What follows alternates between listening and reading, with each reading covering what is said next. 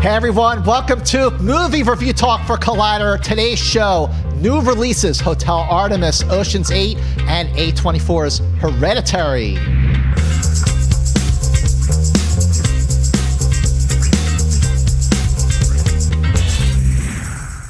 We are off and running the first episode of Movie Review Talk for Collider. Every week we're going to review new releases, pick something that's new on Blu-ray that maybe you missed or should see again, and also pick what to stream. Every week I'm going to be joined by guest film critics, and joining me this week we have Carla Renata. She is the host of Black Tomatoes for Black Hollywood Live. She is a member of the LA Online Film Critics Society, and her website is thecurvyfilmcritic.com. Yay, Carla Renata! Yay, thank you. Also joining us, we have Jenna Busch.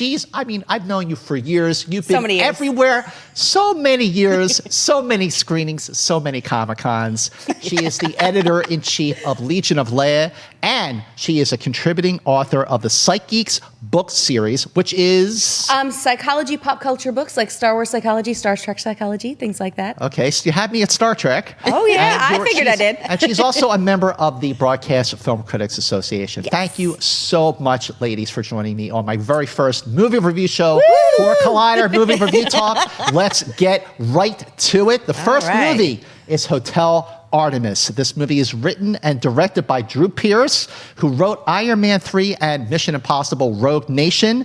Great cast. We have Jodie Foster, Jeff Goldblum, Sterling K. Brown, Zachary Quinto, Sophia Boutella, among many, many others. And in the film, takes place in LA in the year 2028. Jodie Foster plays a fixer, a nurse at a hotel, a hospital for criminals. And well, let's just say it's a busy night. A lot goes down. It all comes to a head with explosive results. Jenna, let's start with you on this movie. What did you think of Hotel Artemis? I loved it. I went in completely blind. I purposely did not want to know anything about this film at all. And I thought it was a blast. It was an uncomplicated, slightly post-apocalyptic thing. And I've been getting a little tired of post-apocalyptic things that take 3 movies to explain. This one didn't need explanation. It was uncomplicated. I think that's the thing that I liked about it the most. Like, it was a slice of life, and it was weird and quirky, and in a way it sort of reminded me of Snowpiercer. You know, just all the characters are a little bit odd, a little bit wonky. There's something wrong, but they still have some sort of emotional core. And Dave Bautista is the cutest person in history. I know he's playing a big angry guy, but he's just freaking adorable. Wow. I absolutely loved it. Okay, Carla, what'd you think of Hotel Artemis? You know, it was a hotel for the wounded and the wanted. The wounded and the wanted, baby. And, you know, I personally wanted to see it because Sterling K. Brown is in it, and he's my homie from St. Louis, so I wanted to support him. But I agree with everything that Jenna said. My favorite person in the film, though, was Charlie Day. Charlie Day was pure comedy. He was, I guess a film like that's that intense and very post-apocalyptic needs a little lightness to it. And I really love the fact that the women were strong in different ways. Like Jodie Foster's character was strong in a way that lended itself to the vulnerability of her character, but Sophia was kicking booty all over the place. Great. Wow. I kind of loved her. She fight scenes in the hallway. What? Yeah. She said, "Do not cross my line." I'm like, girl, I will never cross your line. No. See, okay, now I have to confess, I've now seen this movie twice. Yeah. Because the first time I saw it, it didn't do it for me. And when I saw it again, I sat right next to you, Jenna. And again, the second time around, it did not do it for me. What? And here's why. I felt like there's a lot going on. There's a lot of subplots. None of them, to me, were really interesting. None of them were really engaging. I didn't care about the characters except one, Jodie Foster. Jodie Foster, 2-time Oscar winner. She doesn't make a whole lot of movies. She's not in like 2 movies a year like a lot of other actors are. Well, this is her first film in 4 years, right? Exactly, yeah. So like when I see Jodie Foster's in a movie, I'm like, okay, I'm in. And I felt like Jodie Foster was the best thing about Hotel Artemis, but with all these characters and all these subplots, hers was the only one I really cared about, and that wasn't enough. And you talked about Snowpiercer. Yeah. These dystopian movies, I feel like this is a little more dystopian than post-apocalyptic because, I mean... Although water, you kind of need that. Yeah, it's very important to have water. But when you have a a dystopian movie, I think of Children of Men. I think of Snowpiercer is definitely a movie I thought about. I thought of V for Vendetta, and I definitely thought about Blade Runner. Which is my favorite movie of all time, full disclosure. But while watching this film, especially the second time, because I really wanted to give it another chance because there was so much going on, I just really felt like, it made me think of other movies that I liked more, other movies I'd rather be watching. I felt like this was an ambitious film. It had a lot to say, but it really didn't add up to in a way that I really was vested or cared. So, okay. I have to say, I see what you're saying about Blade Runner because that is one of my all-time favorite movies too. But that's got a lot of deep stuff to sort of pull apart. This movie, you don't need to pull it apart. You don't at all. I think it distracted me from the world for a few hours, and I kind of like that. I love pulling stuff apart, and I like complicated sometimes. But I don't know. This one, I really liked the idea of not having to worry about falling in love with every single character. Right. It was kind of nice to see a whole pile of characters where, I don't know that I really love any of you except for Dave Bautista because they were all a mess. Yeah. They were all a mess. They were all such a mess. Too much of a mess. I thought it was fun to see them as a mess. Look, I am not going to argue with you. I loved it. But it's interesting.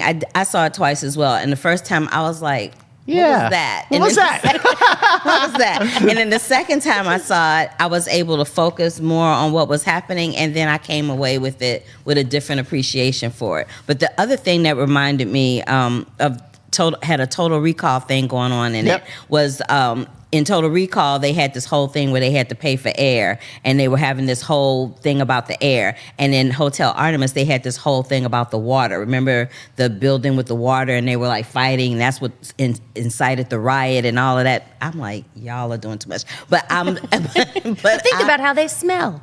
I can't. But but I was fascinated. I was really fascinated with the technology part of it, where she would say screen and the screen would just appear. Yeah. And I'm like, we're not too far away from that in real life. And I got really excited. See, I felt ultimately like Hotel Artemis, it was like a souffle. There were a lot of elements, but it never really rose to me. If you're going to give it a letter grade, Jenna, what would you give it? I would give it a B+. B+, how about you?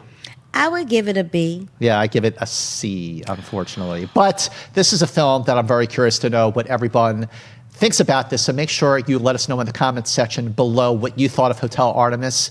And make sure you tweet me at MovieMance and hashtag Movie Review Talk to let us know what you thought of Hotel Artemis. Okay, well, up next is a biggie. I was excited about this one, and I still kind of am. This is Ocean's 8. This is the fourth film, actually the fifth film in the series, if you include the 1960 original that starred the Rat Pack. This is Ocean's 8, directed by Gary Ross, the director of Pleasantville, Seabiscuit, and the first Hunger Games movie. Now, the previous Ocean's movies, all three of them, 11, 12, and 13, were directed by Steven Soderbergh, starred Brad Pitt, George Clooney, and Matt Damon, among others. This movie is a female slant. They switch genders, and you have the stars here are Sandra Bullock, Cate Blanchett, Rihanna, Mindy Kaling, Anne Hathaway, and in the film, Debbie Ocean, the sister of Danny Ocean, played by George Clooney in the other films, is out of jail, and she's going right back to work to steal a $150 million necklace from the Met Gala, and she brings together the most efficient crack team of thieves that she can find. Okay, Carla, what did you think of Ocean's 8? Ocean's 8 was a stylish heist with some of my favorite female movie stars. I was so excited to see this movie, but I will say it didn't really start getting exciting for me until the heist began. Up until that moment, I was like, "Ooh, what are y'all doing? Do I need another thing of popcorn? Like, what is happening?" But once the heist started going, I was all in, and I love the fact that none of these women were stereotypical. It started out looking that way for a second, because when they show Rihanna with the dreadlocks and the Rasta accent, I was like, "Oh, we're gonna go there real." And she's smoking the big old Cheech and Chong joint. I'm like, "Oh, dang, we're gonna go there." But then they redeemed themselves, so I pulled myself back from the edge on that one. But I really enjoyed it. It was fun, and it was nice to see an all-female cast in a film, and that seems to be not so much, not the norm. It's beginning to be a regular It's thing. starting Is what to I'm get trying. there, right? Yeah, I agree. Okay, like Jenna. Yeah, I loved it too. I thought it was a blast. But I did have the same reaction to Rihanna when I first saw her. I was like, oh, this is what we're doing? Okay. But then, like you said, they totally redeemed themselves. Yeah, I thought it was really cool. I liked seeing a lot of women together and not having it commented on at all. I think there was one comment. And because I read this review where somebody said, well, they should have made it more a comedy about the fact that it's all women. I'm like, women hang out together and do things. Not that I rob banks, but I do hang out with my friends and do things and talk about things that are not about men. Like, we don't always talk about you guys. We just don't. No, we don't. So, but we also don't always rob the Met Gala. No. But still. But I like the fact that these were all really particularly strong and well-drawn characters. But I did think it started a little bit slow like you did. But once the heist started, I was totally in. Okay, all right. I don't know. Maybe there's something in the Starbucks coffee this morning. No. Okay, no, seriously. Overall, I thought the movie was good. It was entertaining. I had fun. But I felt like all you did here was you take the formula for the first remake, Ocean's 11 from 2001, December 7th, and you took out the guys, you put in the women, and the rest of the film followed the same structure. Now, while there's nothing really wrong with that, I felt like Gary Ross was trying to emulate what Steven Soderbergh did, then do his own thing. I was hoping for something a little different, for something that just sort of like popped a little bit more. I thought the chemistry with these cast members was great. It coasts along by the good nature of the cast and of the chemistry between the cast. But I felt like it was formulaic to a fault. It was good enough, but not great. I felt like in some ways it was a little stale. The ending felt a little uneven compared with the ending without spoiling what happens at the end. But who were the standouts for you? Because this is a big cast. So which cast members really stood out for you, Carla? Rihanna stole every scene she was in. Cheech and Chong joint aside. She stole totally every scene that she was in. She really did. I really enjoyed her in this movie, and I love Mindy Kaling. I'm a huge Mindy Kaling fan, so I really liked her as well. And who else did I like? I kind of liked Cate Blanchett because I don't recall ever seeing her do this type of character before, where she's like the cool biker chick type person. Totally, yeah. She's usually, in some period piece or something. So that was really cool. How about you, Jenna? Yeah, I actually loved Cate Blanchett. I thought she was a riot. But also Helena Bonham Carter. So she just does quirky really well, doesn't she? So good. Yeah, she does. And this one was just weird, but I think Anne Hathaway actually. I love Anne Hathaway in this movie. Yes, making fun of herself. Hathaway was, I first of all, I've always liked Anne Hathaway as an actress. In this movie, especially because you have such a big cast, I feel like everybody really did have a chance to shine. Yeah. So kudos to Gary Ross for really making sure that there was an equal balance. No one got lost in the shuffle with this big cast. And that's huge. But Anne Hathaway, there was a little bit more complexity without spoiling anything to her character, and I really like that. I feel like in some ways she was like sort of making fun of herself a little bit. Yeah. But you know who I really liked in this movie too? Who I don't think I've ever seen her before. Was Awkwafina. Yes. Awkwafina was hilarious. She was hilarious. She was sort of like, because she was sort of the pickpocket, so she was like the Matt Damon-ish person in this movie.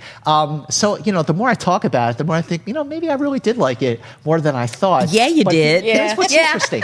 Here's what's interesting. So Sandra Bullock, nominated for an Academy Award 2013 for Gravity. Then with Cate Blanchett, nominated for an Academy Award in 2013 for Blue Jasmine.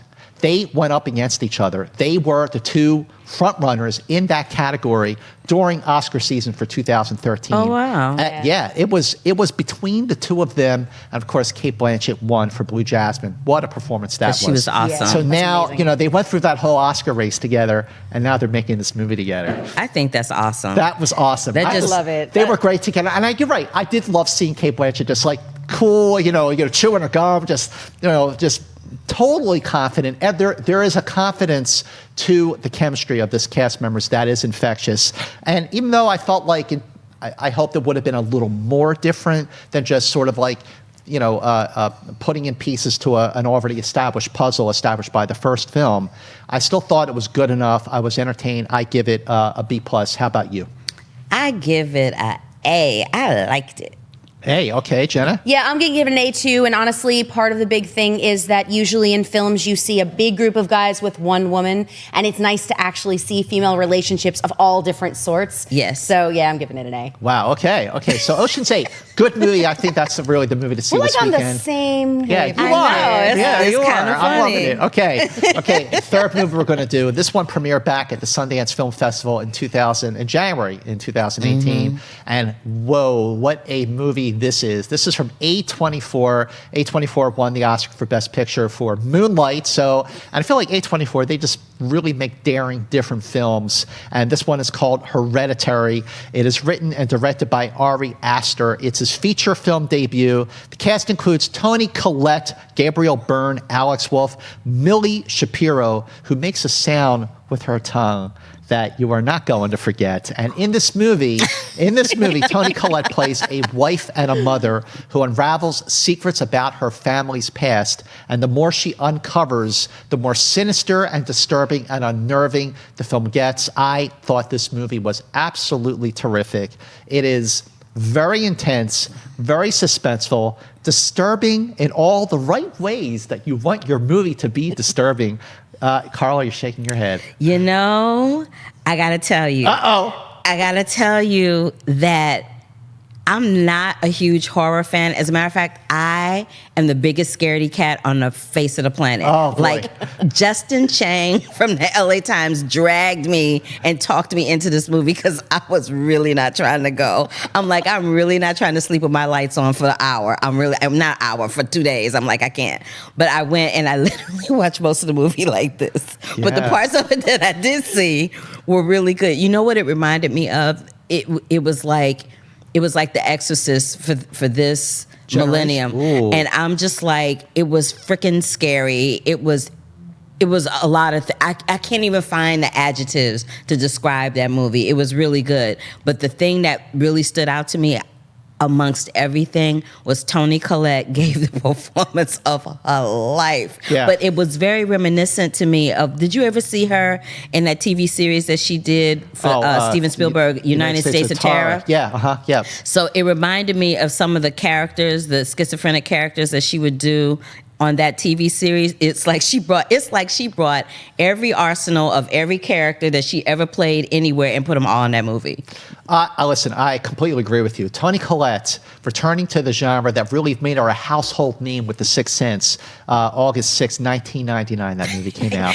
You kill me with those I don't know. If I could monetize my release date stuff, I wouldn't need to review movies for a living. But you know what? I agree with you. She is always good, Toni Collette. Yeah, she but is. Her performance in this movie is so emotionally grueling. Absolutely, I'm going to say, and she was nominated for an Academy Award for Supporting Actress for The Sixth Sense. She might win this. She absolutely should get nominated for Hereditary. Her performance is fantastic. Alex Wolff, who plays her son in this movie, is also terrific. Too, yeah. And Milly Shapiro, who, when I interviewed her at the press day, she was this lovely, lovely actress. But in the movie, she's really terrifying. She's disturbing. The movie is disturbing. That's the adjective. That little girl is disturbing. It's like I couldn't figure out what her deal was. It's like, is she just special? What's going on? Like, what's her deal? Is she just a special child, or what's her deal? And that sound that she makes, it's like yeah, right, yeah, it's clicking. And I was in a musical called The Lion King, and I heard of it. And the tribe that the language from The Lion King comes from, they click when they talk. Oh, that's right. There you go. Sure they do. They talk like that. So. But listen, I thought Hereditary was so gripping. And as the movie progressed, it got more intense. It got more suspenseful.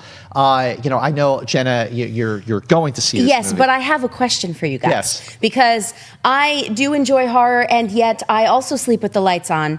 And I have a feeling whatever this noise is going to scare the crap out of me when I hear the cats walk through the house. So tell me what the balance is between psychological horror and physical, like gross out horror. Oh, no. Well, I mean, it does. No. It is a little gross. I mean, there's just one moment. I know of one moment thing. where you there's just one go, or there's two moments that you kind of go, oh wow, yeah. Did that really I wish just I happen? could unsee that. Right. Yeah, but it's very much psychological because a lot of ways.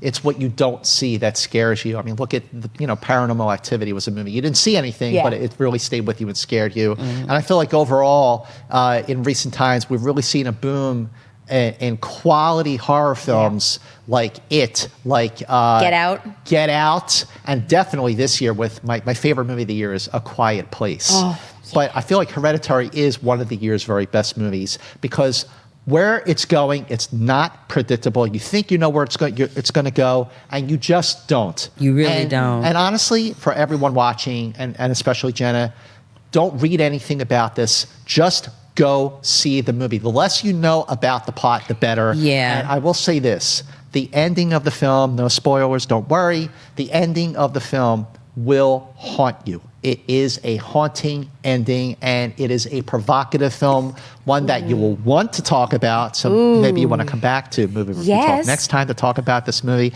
But letter grade, Carla? I give it an A. I give it an A. I give it an A, absolutely. All right, so I'm excited to have my pants scared off. Yes, as you should be, girl. because you will. But now a movie that, let's see, it's new on Blu-ray, just came out last week, and this is a film that came out at the end of February, a movie that I absolutely loved, and a movie that not enough people saw, and it's a movie that I've seen a couple of times in theaters because it is a movie that you want to see over and over again because there's so many great ideas to the film. This movie is Annihilation, written and directed by Alex Garland, who was so great with Ex Machina.